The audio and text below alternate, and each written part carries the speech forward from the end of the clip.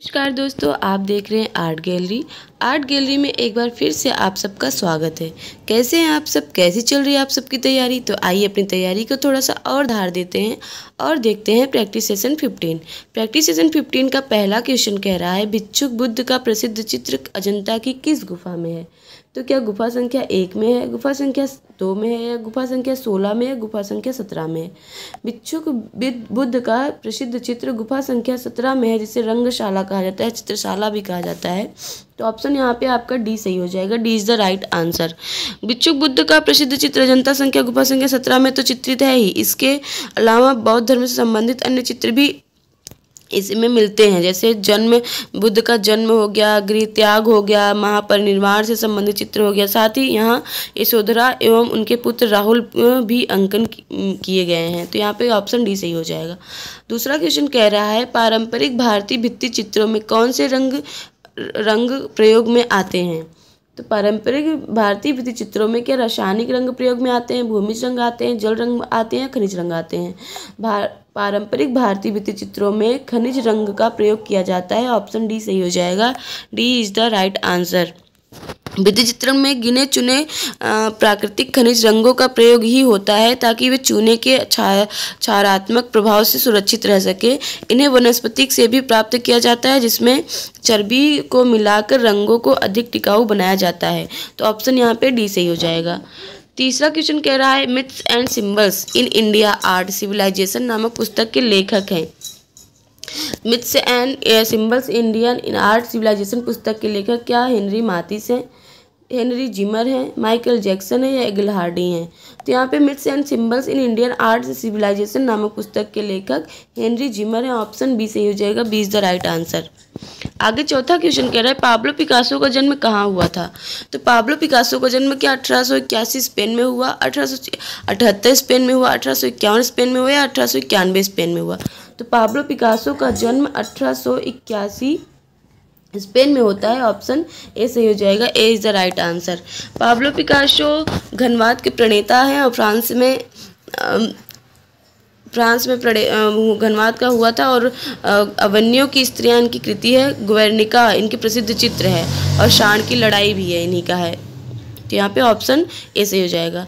पांचवा क्वेश्चन कह रहा है, द थिंकर नामक मूर्ति किसकी है? द थिंकर नामक मूर्ति क्या डीपी राय चौधरी की है, रौंदा की है, पिकासो की है, या जॉन मीरो की है?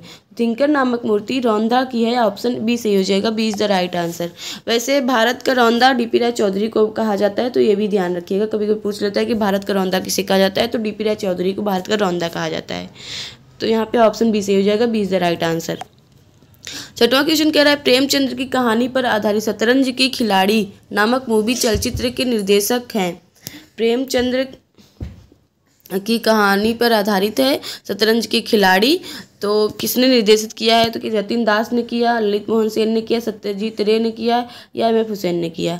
तो प्रेमचंद्र की कहानी पर आधारित शतरंज के खिलाड़ी नामक मूवी चलचित्र के निर्देशक सत्यजीत रे हैं। ऑप्शन सी सही हो जाएगा। C is the right answer. Satyajit Ray ने बहुत सारी फिल्में बनाई हैं, जैसे झनक झनक पायल बाजे, बैजू बावरा हो गया, और इनका जन्म लम्ही नामक गांव में हुआ था सत्यजीत रे का। तो ऑप्शन यहाँ पे सी सही हो जाएगा। सातवां क्वेश्चन कह रहा है, विचारक ह्यूम किस राष्ट्र के थे? तो विचारक ह्यूम क्या अमेरिका के थे, ब्रिटेन के थे, या इटली के थे, या फ्रांस के थे? तो विचारक ह्यूम ब्रिटेन इंग्लैंड के थे। तो ऑप्शन बी सही हो जाएगा। B is the right answer. और आठवां क्वेश्चन कह रहे हैं, साहित्य संगीत कला विहीन साक्षात पशु पुच्छ विषाण विहीन उक्ति किसमें कहा गया है? तो क्या ये उक्ति रामायण में कहा गया है, महाभारत में कहा गया है, नीति शास्त्र में कहा गया है, चित्रसूत्र में कहा गया है? तो ये उक्ति नीति शास्त्र में कहा गया है। ऑप्शन सी सही हो जाएगा। C is the right answer. नीति शास्त्र के रचयिता भर्तृहरि हैं, तो यहाँ पे ऑप्शन सी सही हो जाएगा। आगे नवा क्वेश्चन कह रहा है, शिल्प रत्न तथा विष्णु धर्मोत्तर पुराण में प्राथमिक रंगों को क्या कहा गया है? शिल्प रत्न तथा विष्णु धर्मोत्तर पुराण में क्या वर्ण कहा गया है? सुधा वर्ण तथा मूल वर्ण कहा गया है, रंग कहा गया है, वड़िका भंग कहा गया है, वड़िका कहा गया है? तो शिल्प रत्न तथा विष्णु धर्मोत्तर पुराण में मूल प्राथमिक रंगों को सुधा वर्ण तथा मूल वर्ण कहा गया है। ऑप्शन बी सही हो जाएगा। B is the right answer. तो यहाँ पे ऑप्शन बी सही हो जाएगा। आगे 10वां क्वेश्चन कह रहा है, rock painting of Mahadev hills rock painting of Mahadev hills नामक कृति किसकी है? स्टुअर्ट पिगट की, डब्ल्यू एंडरसन की, डी.एच. गार्डन की, इनमें से कोई नहीं। तो rock painting of Mahadev hills नामक कृति डी.एच. गार्डन की है। ऑप्शन सी सही हो जाएगा। C is the right answer. आगे ग्रामर क्वेश्चन कह रहा है, ललित मोहन सेन छात्र, शिक्षक एवं प्रधानाचार्य थे। ललित मोहन सेन कहाँ के छात्र थे, कहाँ के शिक्षक थे और कहाँ के प्रधानाचार्य थे, ये पूछ रहा है। तो ऑप्शन है बंगाल स्कूल के, लखनऊ विद्यालय के, बनारस कला विद्यालय के, या इनमें से कोई नहीं। तो ललित मोहन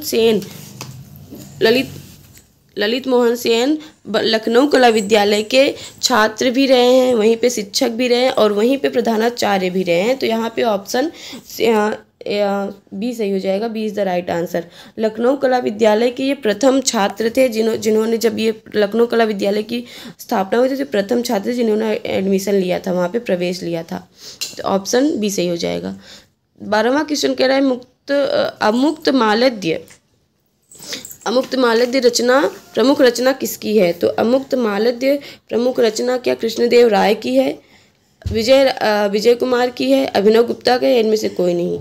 तो अमुक्त मालद्य प्रमुख रचना कृष्णदेव राय की है। तो ऑप्शन यहाँ पे ए सही हो जाएगा। A is the right answer. 13वां क्वेश्चन कह रहा है पैक ग्रुप के कोषाध्यक्ष कौन थे? तो पैक ग्रुप के कोषाध्यक्ष क्या आरा थे, सूजा थे, हरि अंबादास गाड़े थे, या रजा थे?